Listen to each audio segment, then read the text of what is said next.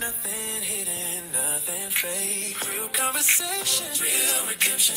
Testimonies of grace. Real stories, real people. Faith that carried them through. When God turns a life around, He can make a way for you. Every story has a purpose. Every voice can speak the truth.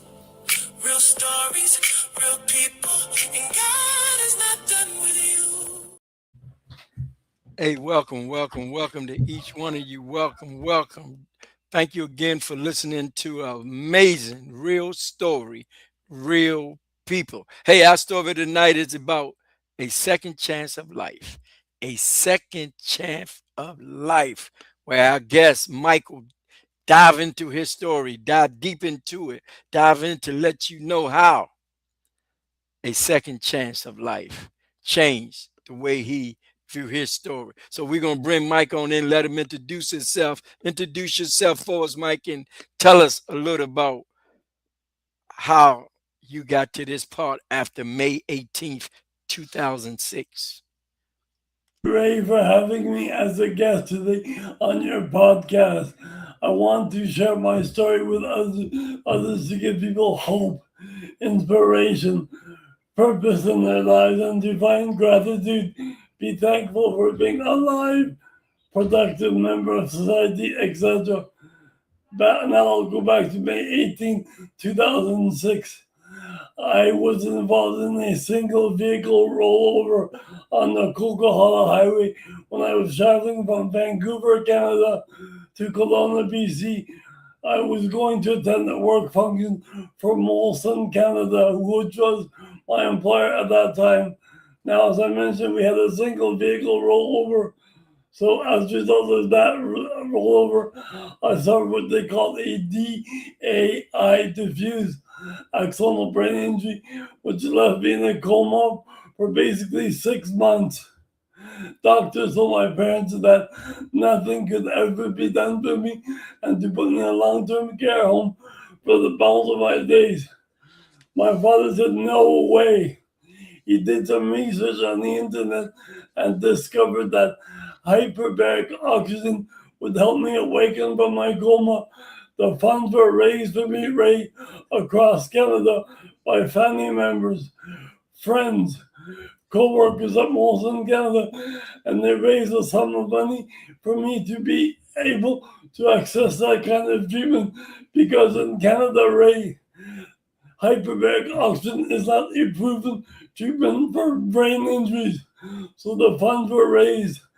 And then I was carried back then on a stretcher 5 days a week into the hyperbaric oxygen chamber. Ray, after 3 treatments, my eyes awakened, opened, and that was the start to my recovery. December 24th, 2006. And that was the best Christmas present I could ever give my family, my friends, my supporters, the people who had fundraised for me to access that kind of treatment. Now, the last 20 years, I've been improving myself physically and cognitively. I've been going to the gym, physiotherapy, horseback riding, quadruple therapy. I've undertaken numerous therapies that have enabled me to take my game to the next level. So now, after being in a coma for 6 months, I was in a power wheelchair for 5 years with a headrest. Because back then I could not even stand up, walk, talk, eat, etc. I've now progressed to the point where I walk around here in that home with a single cane. And when I go out to the community for coffee, to the bank, to see an odd movie, things like this. So, Ray, because of inner drive and because of support, I keep taking my game to the next level. Yes. They are not leaps and bounds, it's not doing miles, but Ray, it's breath by breath, step by step, inch by inch. But as I told you before, Ray, I'm now 20 years post accident, and I still have not yet reached a plateau where I'm no longer making progress. I continue making small but notable progress with my recovery, and now it's my turn to inspire the world. I'm involved in several projects as well. Like Yes. I'm a University of British Columbia healthcare mentor, where I work with future doctors, nurses, speech therapists, physical therapists, etc. And I share my experience of navigating through our healthcare system for the last 20 years. So I speak at schools on various therapies that I've undertaken. So I'm doing my part now to give back to others because I've been so well supported by numerous organizations. And I have my advocate, my father, Robert Goss, who has been by my side ever since my accident, who continues to research therapies for me to this day, for me to undertake and reach new levels. So, Ray, I would say that it's because of attitude and because of support that I've now made so much progress over the years. And it's just because, Ray, I continue to see small progress that I still have my rehab tank of gas is still full. Or you think after 20 years, I should be on fumes by now, but I'm still leaded fuel. My tank of gas is still full, and I'm ready to put the pedal to the metal to achieve new levels with my recovery. So I'm honored to share my story with you and to be here today, Rachel. Thank you very much for having me as a guest here today. Hey, that's great, Mike. That's great. We just asked one question. Let's go back to the accident. They heard the accident in your Yes. story. The accident. Can you take us back to that day? Can you take us back to that day that changed everything? What have you been told about the accident? Can you take us back to it? Right, because I suffered a DAI, my short-term memory has been affected, my long-term memory is intact, but because of brain blocks out what you don't want to eventually hurt you, etc. I have no recollection of the accident, the scene of the accident, nor my time in the hospital afterwards, which I was there for quite a few months. So anyway, what I'm going to share with you is what I've been told by my parents, friends, teammates, former coworkers, etc. I was traveling at 9 a.m. in the morning on the Coquihalla Highway, which is in British Columbia, and I was going to attend a Maxim golf event for Molson, Canada at that time when we had a single vehicle rollover, which basically came to a stop and left me in the state I was in. At the scene of the accident, Ray, they placed a trach tube in my throat to give me a second chance at life and for me to be able to breathe. And then, Ray, I was on the stomach tube and feet in the hospitals. I had to relearn how to eat. So now I'm both grateful. I appreciate the simple things in life, the food we eat, the sunshine on one's face, the friends you have around you. Now, Ray, I can count on one hand the amount of friends I have in my life on a regular basis, where before I was a social butterfly, teammate, co-workers, friends. The list goes on and on. So I'm grateful, Ray, to have been given a second chance at life. I'm very grateful to you, Ray, to allow me to be on your show today to inspire your audience. Yes, thank you. Thank you for that wonderful story, Mike. Thank you. They we heard family in that story. We heard Yeah, family. The yeah. question was, what did your family experience while you were in that coma? What did they experience of not knowing? Well, Ray, I'll share with you what I've been told as well. My parents were, sorry, at my bedside 24/7 when I was in a coma on machines on various. And the doctor said that, hey, nothing could ever be done for your son to put him in a long-term care home for the balance of his days because he'll never awaken from his coma. So, like I mentioned before, my father undertook hyperbaric oxygen, and that is the one therapy that enabled me to awaken from a coma of 6 months. But since then, Ray, it's been numerous other therapies. I'll share one with you. One was called the local mat gait trainer. It's just where Ray they place robots over my legs. I was suspended in a harness, and I had a mirror in front of me, and the robots would take my legs through the walking motion step by step. So I'm suspended in a harness. I see myself in the mirror in front, walking step by step. So that retrained the brain and the body on how to walk again after being dormant for so long. That Yes. was just one of their various therapies. Ray, that was undertaken for me. Yes, them robots, them robots. Let's talk about that first waking up. What is the first thing you remember after waking up? What did you remember through all of this, and after being told what when did you remember the first thing when you woke up and realized? I think, Ray, the first time that I really became aware of things was when I was living in my former group home. I was living life out of a power wheelchair with a headrest because back then I could not even support my neck up.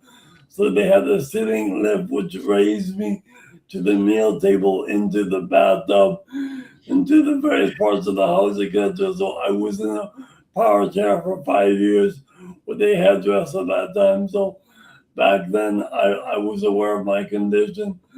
I was aware of what state I was in. But anyway, I undertook various therapies for me to enable me to eventually leave.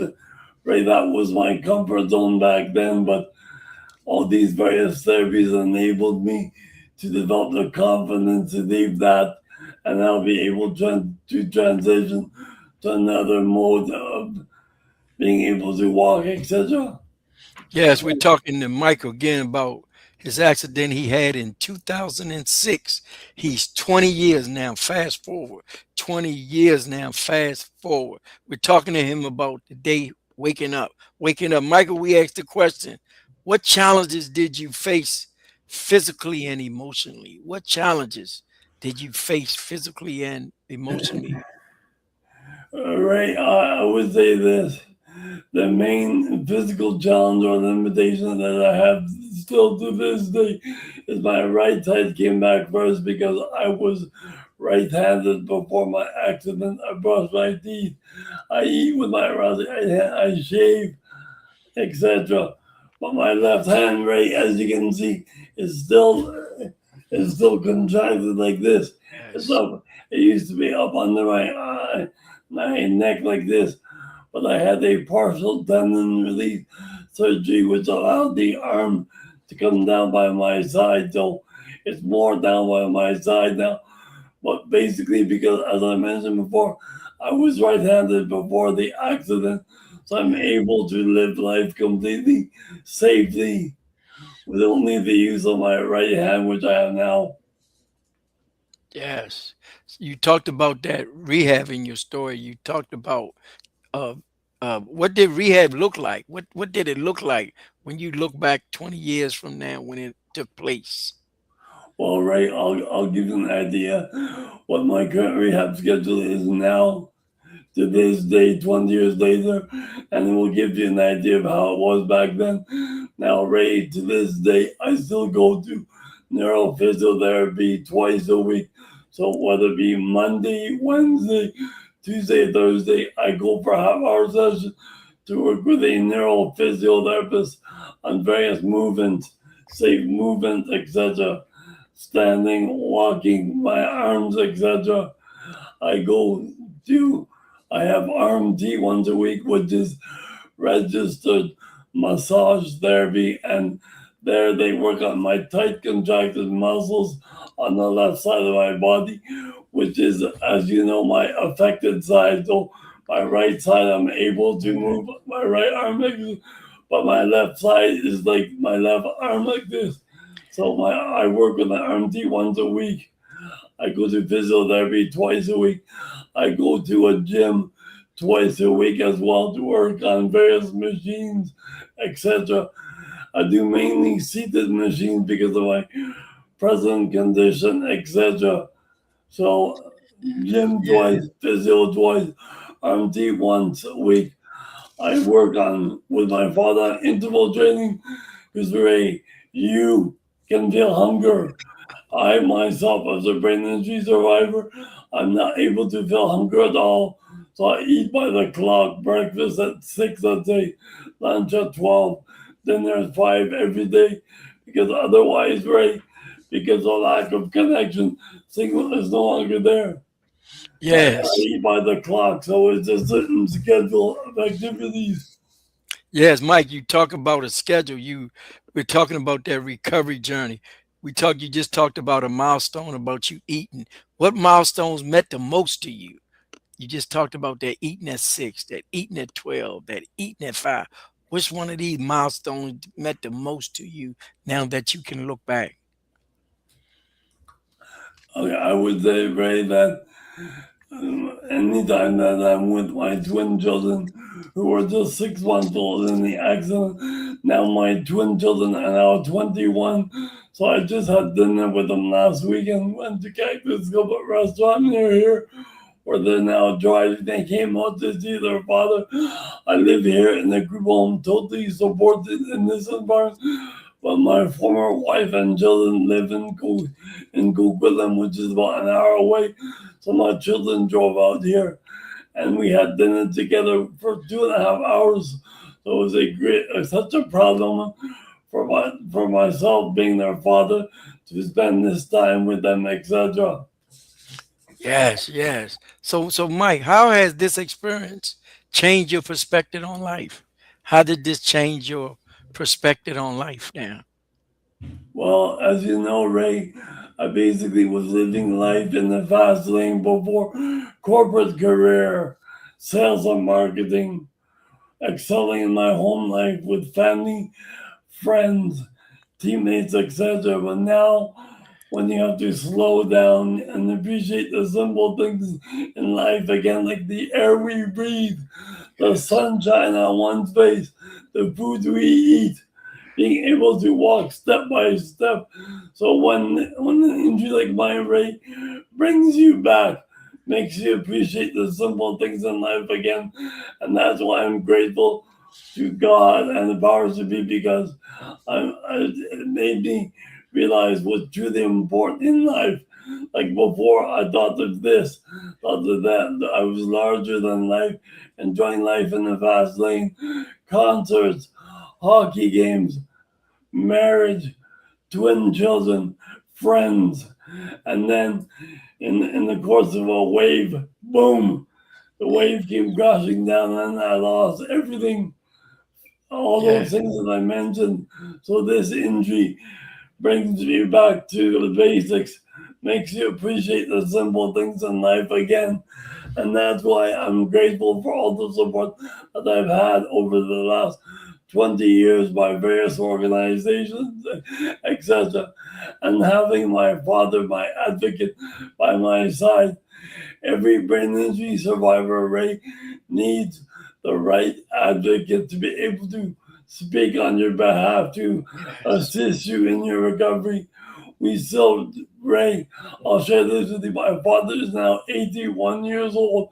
I am 57. My dad still, to this day, walks with me at least once a week or twice a week, working Yes. on interval training. Because as I mentioned before, I'm not able to feel hunger. So my level of exercise keeps Yeah. my weight down, helps my digestion, etc. So Yes. it's basically, Ray, strengthen our relationship big time. Yes. Yes. Mike, you just touched on relationship with God. We talk about your faith, your hope and purpose. We talking about your faith, hope and purpose. Did this experience change your faith and spiritual outlook? Did it change your faith or your spiritual outlook? I would say, Ray, that I was a practicing individual beforehand. So I would say that now due to my limitation, being able to walk, etc., I'm not as involved in the in my faith habits that I was before or routine, but I'm grateful to be alive, to have been given a second chance, and it gives me a renewed purpose for why this accident happened and further strengthens my relationship with the powers to be, etc. Yes. So, Yes. Thank you. Thank you. What gives you hope today, Mike? What gives you hope? What gives you hope today? you know what, Ray? I would say that because the fact, as I mentioned beforehand, I continue to make small but noticeable progress with my recovery. My tank of rehab gas rate, when I look behind me, is still on full fumes when now it should be on evaporated or unlimited. I should just be on fumes by now. But because of this continued level of progress, that fuels a fire within me to want to give back to the various communities, students, healthcare, future professionals, etc. So anyway, that is why my tank of rehab gas is still full. And these are the types of things I like to do in my spare time, etc. Yes, that's great. That's great. Mike, in your story, we hear resilience. We hear resilience. What have you learned about resilience in your story? Well, right, I would think that the word resilient to me means the ability to bounce back, to come back stronger than you were before. I realize, Ray, that I am far from the same man as I was 20 years ago, but my mindset is there. I'm positive I stay engaged in my rehab activities after all this time. So, whether you want to say that is resilience or not, I am very grateful for having been given a second chance at life. And my parents, my mother uses that term resilient quite often as well. So I think, Ray, to answer your question, is the ability to bounce back. That is the way I would use to describe that word. Bounce back. Bounce back. That's a great word. Great word. What message do you hope someone will get from this story today? Someone that may listen to it now, someone who may listen to it later on, even weeks and years later. What message do you hope they would get from your story? I think the message that I would like to leave maybe your audience with is that anything is possible when you believe. So, when you have the right mindset, when you have the right support, you can basically enter into uncharted waters, waters with waves, bounces, etc. And eventually, the road will become smooth and paved in front of you. So, never give up. Always try your best at everything, whether it's in your marriage, whether it's in your career. Be grateful, be faithful, believe in the powers to be. Be Be happy for how well you're supported, surrounded. If I think back, Ray, to where I once was, which I was told, and I look at myself now, being engaged in the community with family, friends, being able to enjoy a nice concert, hockey game. You know what, Ray? I now enjoy the simple things in life. I yes. go to Tim Hortons once in a while, enjoy a simple cup of coffee. So, like I mentioned before, back to the basics. Yes. Back I to don't the need all the basics. bells. I don't need all the bells and whistles. All I need is a simple cup of coffee to make Yes. me happy, etc. Yes, that's great. Don't forget to get the book, The Courage to Come Back. The Courage to Which Come is Back. on Amazon. Which is on Amazon. Get that book, The Courage to Come Back. The Courage to Come Back. Mike, what are you most grateful for today? What are you most grateful for today? Well, Ray, I am most grateful to have been intertwined with you to be able to have the chance to share my story to give people, as I mentioned, a new perspective on their own lives, etc. So I'm grateful, Ray, for having come across cross paths with you to allow me to have this chance to be here today. I want to thank you, Ray, for allowing me to share my story and to be here today. So thank you. Yes, don't forget to get the book, The Courage to Come Back. The Courage to Come Back. Mike, what advice would you give someone facing a long-term recovery? What advice would you give someone that's hearing your story and facing their own long-term recovery? I think, Ray, that when you have the right mindset, number one, and you have the right level of support, whether that be through family, whether it be through friends, whether it be through an organization, when you combine those two things, right, mindset, your own mindset, and your level of support around you, that basically, like I mentioned before, anything is possible. You can achieve anything you want to. Like Ray, I realize that I'll never be close to the man that I was before my accident, but you know what? Who cares if I'm not close to that person? Yes. When I'm shaving in the morning in front of the mirror, I like who I see in front of me. I have no issues with the man that I've become. I prefer the new version of myself now than I Yeah. was when I had everything back then. So that is, I'm happy. I'm content with myself. I can live with my current limitations for the rest of my days and wake up with a smile, happy with the day's challenges, etc., and making a difference in the lives of future healthcare professionals, etc. So, Ray, my injury, as I mentioned before, is excuse me, is the best thing that ever happened to me. So I have no issues with that at all. Yes, that's great, great. You like you said, waking up in the morning then is a refreshing. What dreams do you still hope to accomplish? You still here, you 20 years ahead. What dreams do you still hope to accomplish, whether it's to getting your book out so that someone hear your story and they can walk with their head up?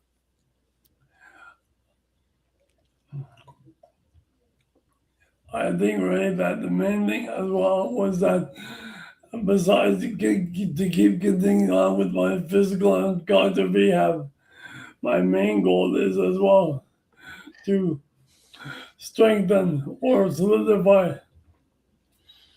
Yes. One second, sorry. Strengthen or solidify my relationship with my children. I have a great former relationship with my former wife.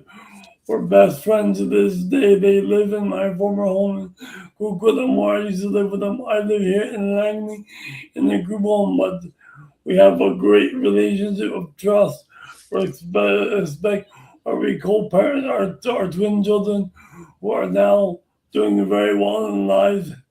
And my daughter's at university as well.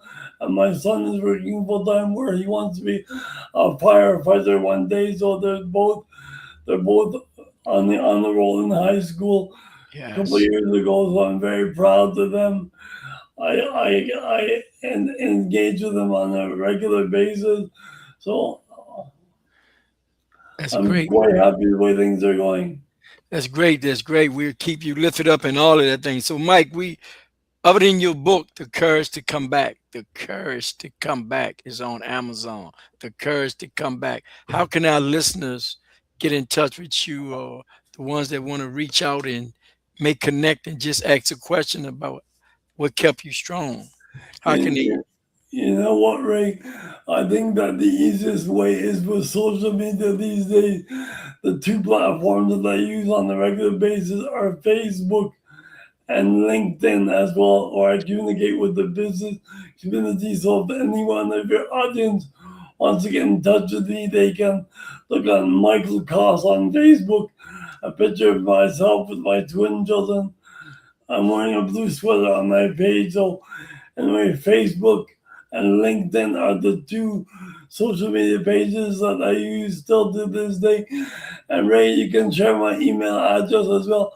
Koss Michael1 at gmail.com is my email address. So if your audience, any member, has any questions about my rehab, therapies undertaken, mindset, my support system.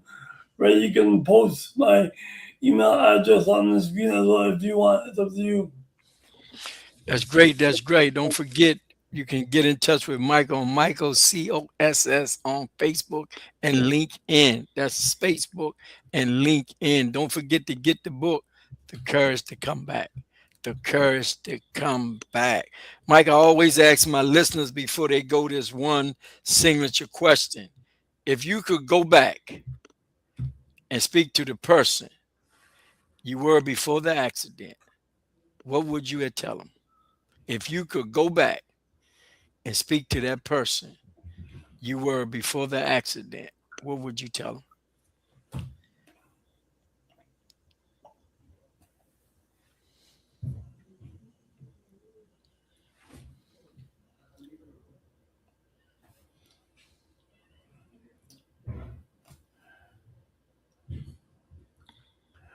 I'd say bye bye. I'm the new version, the best version of myself now.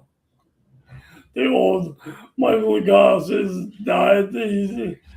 I'm a new man now with a new purpose in life, a new happiness, etc. So I'd say bye bye. I'd say turn the page, move on to bigger and better things. That's well said. That's well said because it says after everything you've been through, what does living fully mean to you? And that's today. After everything you've been through, nothing is better than the feeling you had today to make things see clearly and knowing, like you said, all that you had don't add up to what you have now, which is a peace of mind. So, Mike, what would anything that I didn't ask that you would like our guests to know, or anything that I should ask that I didn't have that you want someone that may be going through recovery or long-term recovery that they can still hold their head up and know that there is a comeback somewhere? Like I said before, I had everything before: friends, co-workers, teammates. The list goes on and on of them. I was a social butterfly, so I gravitated to any social circle on a regular basis.